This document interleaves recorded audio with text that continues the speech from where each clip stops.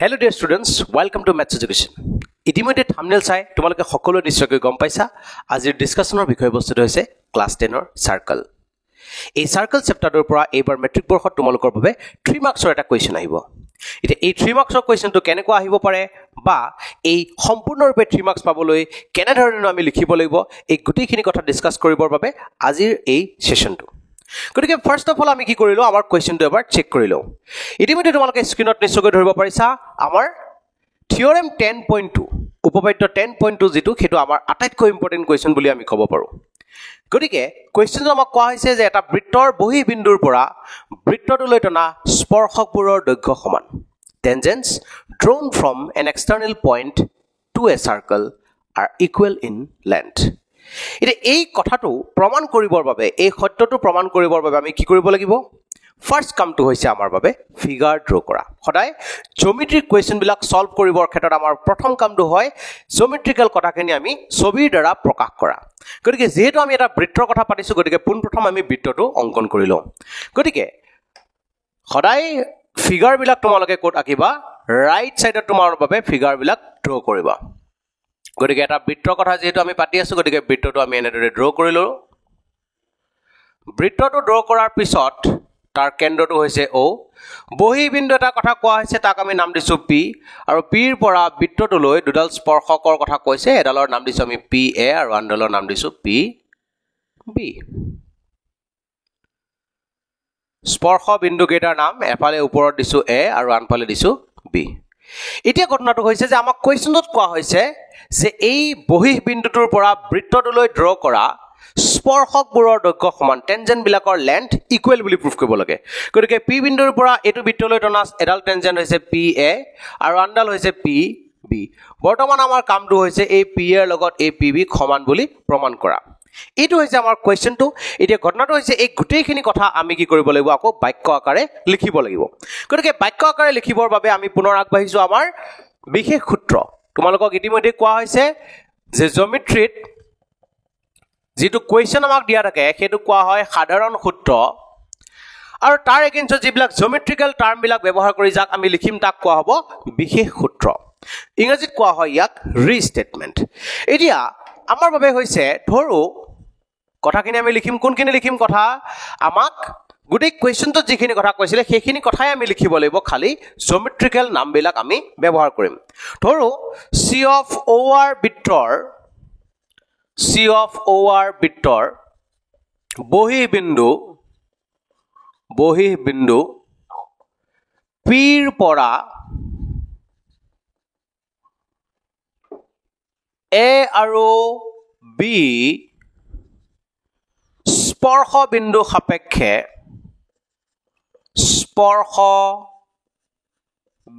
সাপেক্ষে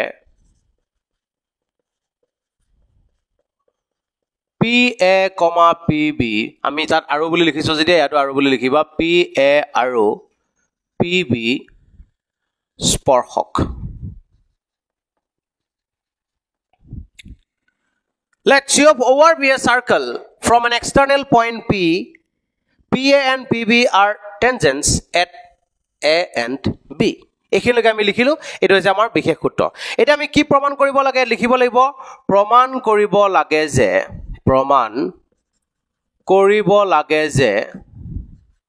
to prove PA is equal to PB to prove PA equal to PB। এখিলৈকে আমি কলো।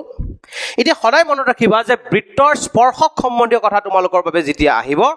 First কামটো তোমালোকৰ কি হ'ব থিওৰেম 10.1 ৰ ইউজ কৰা। অৰ্থাৎ আমি কি কৰিলো এই যেটো স্পৰ্শ বিন্দু আছিল সেই স্পৰ্শ বিন্দুৰ লগত আমাৰ কেন্দ্ৰটোক সংযোগ কৰিলো। এটো প্ৰথম কাম তোমালোকৰ সদায় মনত ৰাখিবা এই কামটো তোমালোকে কৰিবই লাগিব। কেতিয়া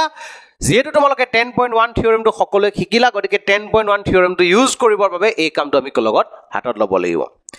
আকৌ পিছত আমি দেখিছো যে আমি জানো যে দুটা পাৰ্ট দুটা সাইড যেতিয়া সমান দেখাব লগা হয় দুটা এংগল যেতিয়া সমান দেখাব লগা হয় আমি ক্লাস 9 ৰ 7 চেপ্টাৰতে শিকি আহিছো ট্ৰায়াঙ্গলৰ কংগ্ৰুয়েন্স দেখাব লাগে। ত্ৰিভুজৰ সৰ্বাংগ সমতা আমি ইউজ কৰিব লগা হয়। গতিকে তাক যদি ইউজ কৰিব লগা হয় তেতিয়ালে ত্ৰিভুজ আমি বনাব লাগিব তাৰ বাবে P আৰু O আমি এনেদৰে সংযোগ কৰিব লাগিব। এই কামটো আমি কৰিব লাগে। গতিকে এতিয়া যেহেতু আমি এখিনি কাম নিজে কৰিলো গতিকে ইয়াত লিখি দিব লাগিব অঙ্কন। অংকনত কি কৰিলো আমি O, A, O, B আৰু O, P সংযোগ কৰা হল কনস্ট্ৰাকশনত লিখিবা joint OA, OB and OP এখিনলৈকে আমাৰ হৈ গল এতিয়া আমাৰ আহিলে প্ৰমাণ যেহেতু আমি অংকনৰ প্ৰথম আমি অংকনটো নিজেই চিন্তা চৰ্চা কৰি এই OA আৰু OB ডাল জয়েন কৰি লৈছিলো গতিকে প্ৰথম কামটো আমি তাকেই ইউজ কৰিম গতিকে আমি কি কৈছো যে চিত্ৰৰ পৰা OA, OB ব্যাসাৰ্ধৰ শেষ বিন্দুত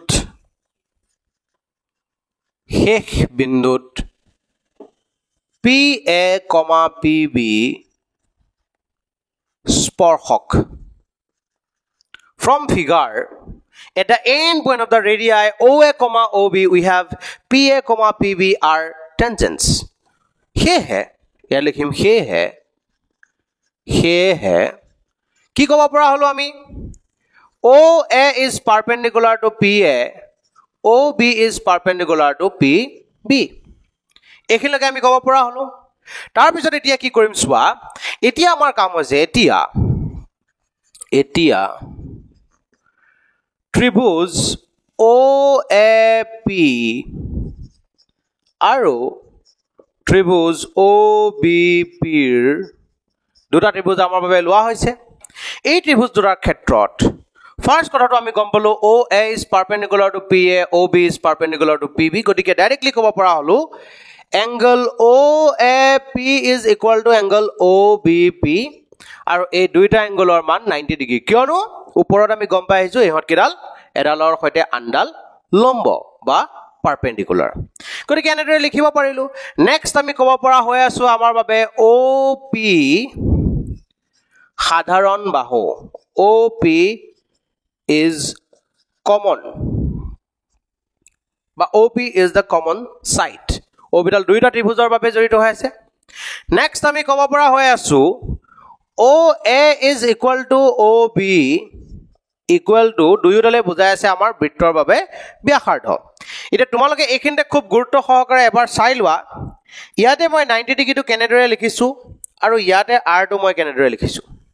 ইয়াতে লিখা r টো মই ইনসাইড ব্ৰেকেট লিখিছো চোৱা আৰু ইয়াত লিখা 90 ডিগ্ৰীটো মই কি কৰিছো আউটসাইড ব্ৰেকেট মানে ব্ৰেকেট দিয়াই নাই তাত মই এই কথাটো খুব গুৰুত্ব সহকাৰে চোৱা এইখিনি কথা আমি বুজি পোৱাটো খুবেই প্ৰয়োজন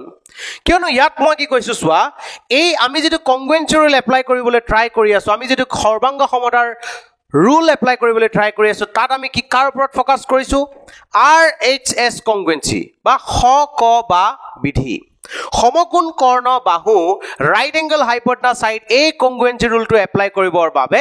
এটা এংগল 90 ডিগ্ৰী হোৱাটো লাগিবই 90 ডিগ্ৰী হ'বই লাগিব